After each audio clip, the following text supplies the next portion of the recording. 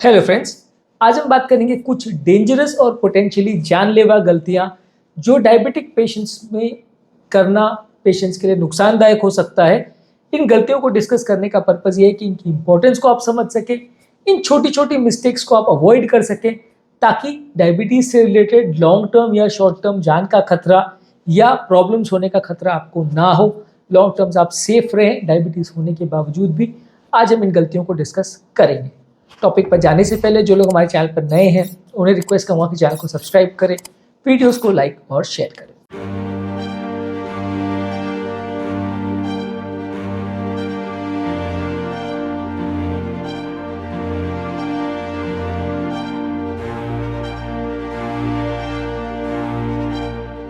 सबसे पहला और इम्पॉर्टेंट मिस्टेक ये है कि लोग ब्लड शुगर को प्रॉपरली मॉनिटर नहीं करते।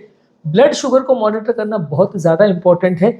यदि आप ब्लड शुगर की मॉनिटरिंग प्रॉपर वे में नहीं कर पाते हैं तो आपको पता नहीं चलेगा कि शुगर कब कम हो रहा है, कब ज़्यादा हो रहा है। कई लोग की ऐसी आदत होती है कि 3 महीने 6 महीने में एक बार ब्लड शुगर चेक करते हैं। तो इस 3 महीने या 6 महीने के दौरान आपका ब्लड शुगर कितने बार लो गया, कितने बार हाई गया, कितने देर तक हाई रहा, ये सारी ही चीज़ें मिस हो जाती है। यदि हम हर 6 महीने 1 साल में इवन HbA1c भी कर लेंगे तो भी कई बार हमारा प्रॉपर कंट्रोल हो रहा है या नहीं हो रहा है, कितने बार फ्लक्चुएट हो रहा है, बहुत सारी चीज़ें मिस हो जाती हैं। डायबिटीज़ का प्रॉपर कंट्रोल करने के लिए बहुत ज़्यादा ज़रूरी है कि आप ग्लूकोमीटर घर पर रखें और बार बार उससे चेक करें। तो आपको पता चलेगा कि क्या पर्टिकुलर चीज़ खाने के बाद आपका शुगर बढ़ जाता है, किस तरह का खाद्य पदार्थ आपको लेना चाहिए, किसको अवॉइड करना चाहिए। बहुत सारी चीज़ों के बारे में आपको इंपॉर्टेंट इन्फॉर्मेशन मिलेगी। आपकी बॉडी एक पर्टिकुलर दवा को, एक पर्टिकुलर इंसुलिन के डोज को कैसे रिस्पॉन्ड कर रही है, कितने शुगर का फ्लक्चुएशन हो रहा है, इसको जानना और समझना भी बहुत ज़्यादा ज़रूरी है। ये चीज़ें बिना टेस्ट के पता नहीं चलेगा। डॉक्टर्स एक स्टैंडर्ड आपको थेरेपी बता देते हैं, डॉक्टर्स एक स्टैंडर्ड तरीका आपको बता देते हैं ज़िंदगी जीने का, लेकिन वो हर व्यक्ति के लिए सूट करे ऐसा ज़रूरी नहीं है।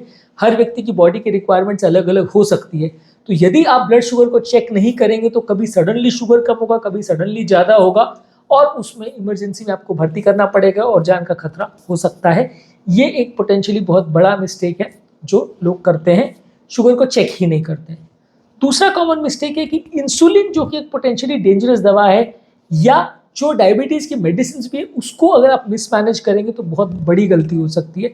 उम्र दराज पेशेंट्स में और खासकर जिन लोगों को प्रॉपर दिखाई या सुनाई नहीं देता है, ये गलतियां बहुत कॉमन होती है कि इंसुलिन का डोज 10 के बदले 20 लग गया या टैबलेट 1 के बदले 2 खा ली।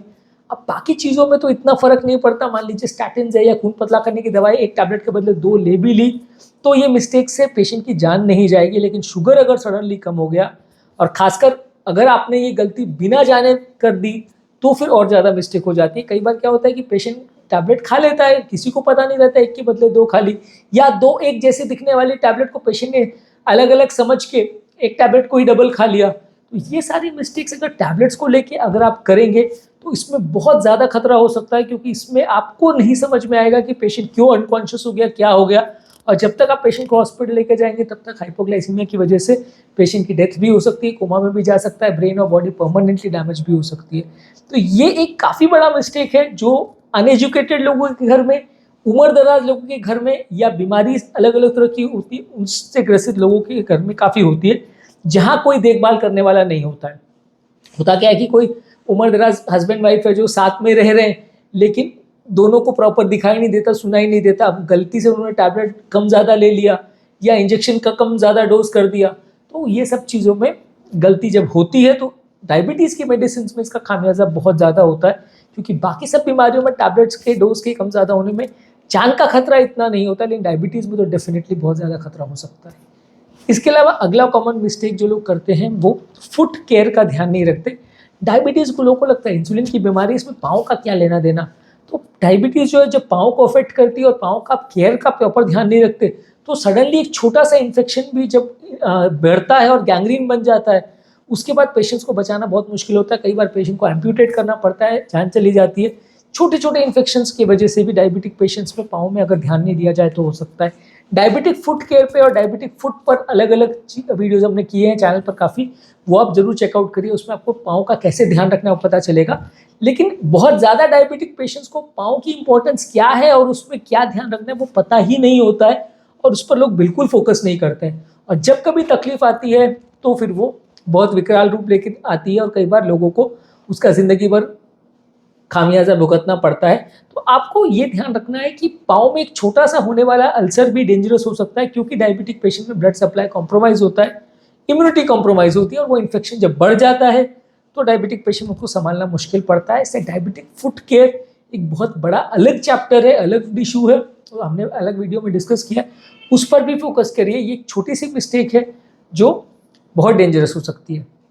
इसके अलावा कई बार लोग सिम्टम्स और कॉम्प्लिकेशंस पर ध्यान नहीं देते।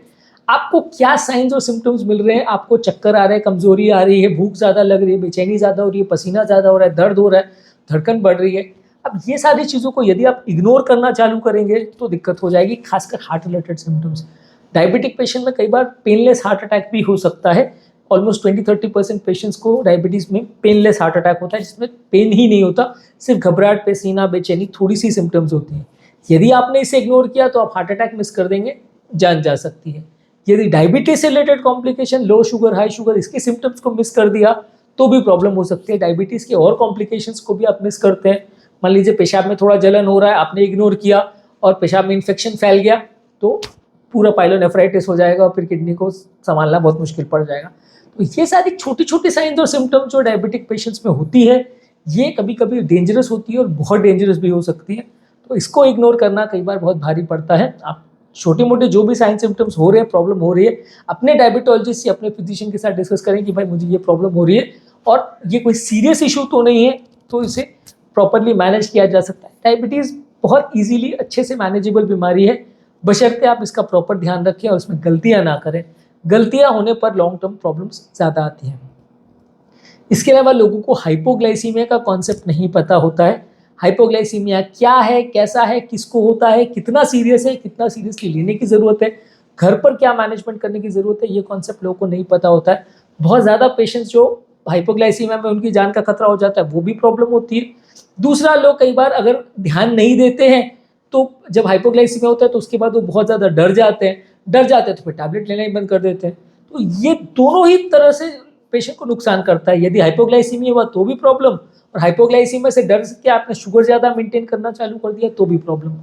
तो ये एक बहुत बड़ा ब्लंडर है जो लोग करते हैं कि उनको हाइपोग्लाइसीमिया क्या है, कब होता है, किन चीज़ों से कम हो सकता है, किन चीज़ों से ज़्यादा हो सकता है, इसका कॉन्सेप्ट कुछ भी पता नहीं रहता। इस चीज़ों के एजुकेशन के हिसाब से हमने ऑलरेडी हाइपोग्लाइसीमिया पर काफ़ी वीडियोस किए हैं। हाइपोग्लाइसीमिया क्या होता है, कैसे होता है, इमरजेंसी में क्या करना है और कैसे मैनेज करना है, ये हमने ऑलरेडी कवर किया है, आप उसे चेकआउट करिए। पर हाइपोग्लाइसीमिया डायबिटीज़ का सबसे डेंजरस कॉम्प्लिकेशन होता है, इस पर आप विशेष फोकस करेंगे तो अच्छा रहेगा। इसके अलावा कोई अगर मेडिसिन आप ले रहे हैं तो उसके साइड इफ़ेक्ट्स पर भी फोकस करिए। कई बार क्या होता है कि आप डायबिटीज़ वाली मेडिसिन लेते हैं, किसी से वेट लॉस होता है, किसी से वेट गेन होता है, किसी से पेशाब में इन्फेक्शन होता है, किसी से कुछ और प्रॉब्लम्स भी हो सकते हैं, शुगर लेवल सडनली फ्लक्चुएट कर सकते हैं, इंडाइजेशन हो सकता है, पेट दर्द हो सकता है, डायरिया हो सकता है। बहुत सारे साइड इफ़ेक्ट्स हैं जो डायबिटिक मेडिसिन में कॉमन है। यदि आप ध्यान नहीं देंगे तो बाद में फिर दिक्कत होगी और फिर उसको मैनेज करना आपको भारी पड़ेगा। तो डायबिटीज़ की मेडिसिन कौन सी चल रही हैं, उनके इफ़ेक्ट्स क्या हैं, साइड इफ़ेक्ट्स क्या हैं, ये सारी चीज़ों को भी विशेष ध्यान देना ज़रूरी है। ये भी काफ़ी इशू क्रिएट कर सकता है यदि इस पर प्रॉपर ध्यान नहीं दिया जाए तो। इसके अलावा इंसुलिन के इंजेक्शन टेक्निक्स पर भी लोग फोकस नहीं करते हैं। इंसुलिन कैसे दिया जाता है, किसको दिया जाता है, कहाँ दिया जाता है, किस साइड पे और क्या सावधानी से देना चाहिए, वो नहीं ध्यान देते हैं। अब उसमें होता ये है कि इवन थोड़े बहुत या डिसेंटली एजुकेटेड लोग भी इंसुलिन को प्रॉपरली यूज़ नहीं करते हैं। जहाँ पे लगाते रहते हैं वहाँ पे कई बार पेशेंट को स्किन इन्फेक्शन हो जाते हैं, कई बार लोगों को स्किन में अलग अलग तरह की डिस्ट्रोफीज हो जाती हैं, बहुत सारे इश्यूज हो जाते हैं यदि आप प्रॉपर ध्यान नहीं दोगे। आप इंसुलिन को कैसे लोड करना है, कितनी मात्रा में लोड करना है, कम ज़्यादा लोड किया तो इफेक्ट में भी प्रॉब्लम आएगी, कम लोड किया तो शुगर बढ़ जाएगा, ज़्यादा लोड किया तो हाइपोग्लाइसीमिया हो जाएगा। तो कितने यूनिट्स देना है, कहाँ देना है, कैसे लगाना है, ये एक काफ़ी इंपॉर्टेंट इशू है। इंसुलिन जब खैर टैबलेट्स में तो देखिए कोई फ़र्क नहीं पड़ता कि टैबलेट्स आपने मुंह से खानी है, जितनी डॉक्टर ने दिया उतनी खानी है, पर इंसुलिन में गड़बड़ियाँ होने का चांस बहुत ज़्यादा होता है यदि आपने प्रॉपर इंजेक्शन टेक्निक नहीं सीखी या प्रॉपर उसको पर ध्यान नहीं दिया, लापरवाही उसमें करी तो फिर आपको उसका लॉन्ग टर्म प्रॉब्लम होगा। तो इंसुलिन के लिए जब भी आपको इंस्ट्रक्शन दिए जाते हैं तो उसको ध्यान से देखिए, समझिए उसको और घर पर प्रॉपरली फॉलो करिए, तभी आपको लॉन्ग टर्म प्रॉब्लम्स कम होगा।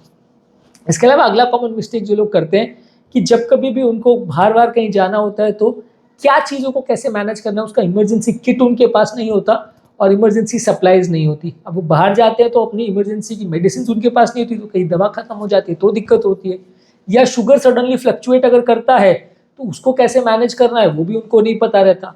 तो आपकी इमरजेंसी सप्लाई की किट जिसमें आपके पास ग्लूकोज भी होना चाहिए, ग्लूकागॉन का इंजेक्शन भी होना चाहिए, जिसमें आपके पास शुगर भी कंट्रोल करने के लिए मेडिसिन भी चाहिए, इंसुलिन भी चाहिए, हार्ट अटैक से रिलेटेड मेडिसिन भी चाहिए, ये सारी ही चीज़ें आपके पास होनी चाहिए हर टाइम पे। जब अब या बाहर जा रहे हो खासकर अगर दूसरे गांव या शहर जा रहे हो तो ये मेडिसिन को साथ में ले जाना या इमरजेंसी सप्लाईज को साथ में ले जाना बहुत ज़्यादा ज़रूरी है। यदि इसमें लापरवाही होती है तो सडन जब इमरजेंसी होती है तो संभालना मुश्किल पड़ता है। तो आपको ऐसा नहीं करना है कि जब इमरजेंसी हो गई उस समय ढूंढ रहे हैं कि भाई आसपास दवाई की दुकान कहाँ है, कहाँ ढूंढे, दूसरे कंट्री गए और वहाँ पे नहीं मिली दवाई तो क्या करेंगे। बहुत सारी कंट्रीज़ में तो दवाई दुकान में ओवर द काउंटर कुछ नहीं मिलता, आपको पर्चा दिखा के ही दवा ले सकते हैं। तो वैसे केस में आप पूरी तरह फंस जाएंगे अगर आप कहीं लेके जाते पेशेंट को और वहाँ पे दवाइयाँ आपके पास नहीं है तो इसलिए हमेशा एक्स्ट्रा सप्लाई दवाई का लेके जाइए। हाँ, इमरजेंसी हो तो डेफिनेटली वहाँ के डॉक्टर को दिखाइए, लेकिन हमेशा आपके पास तुरंत इमीडिएट फर्स्ट एड देने के लिए मेडिसिन होनी चाहिए, नहीं तो प्रॉब्लम्स ज़्यादा हो सकती है। तो आज के टॉपिक में हमने बात करी कुछ पोटेंशियली डेंजरस और लाइफ थ्रेटनिंग मिस्टेक्स जो डायबिटीज़ वाले पेशेंट्स करते हैं, उन्हें नहीं करने चाहिए, जिससे जान का खतरा भी हो सकता है। उम्मीद करूंगा कि आज के टॉपिक में कुछ नई बातें जानने को मिली होगी। इस टॉपिक में और भी बहुत सारे पॉइंट्स हैं, इसको हम सेकंड पार्ट में डिस्कस करेंगे। ऑलरेडी टॉपिक काफ़ी लेंदी हो गया है, तो बाकी पॉइंट्स को हम सेकंड पार्ट में डिस्कस करेंगे, आप वो भी चेकआउट करिएगा। उम्मीद करूंगा कि डायबिटीज संबंधित इंपॉर्टेंट इन्फॉर्मेशन आपको मिली होगी। जो लोग हमारे चैनल पर नए हैं, टॉपिक एंड करने से पहले उन्हें रिक्वेस्ट करूंगा कि चैनल को सब्सक्राइब करें, वीडियोज़ को लाइक और शेयर करें।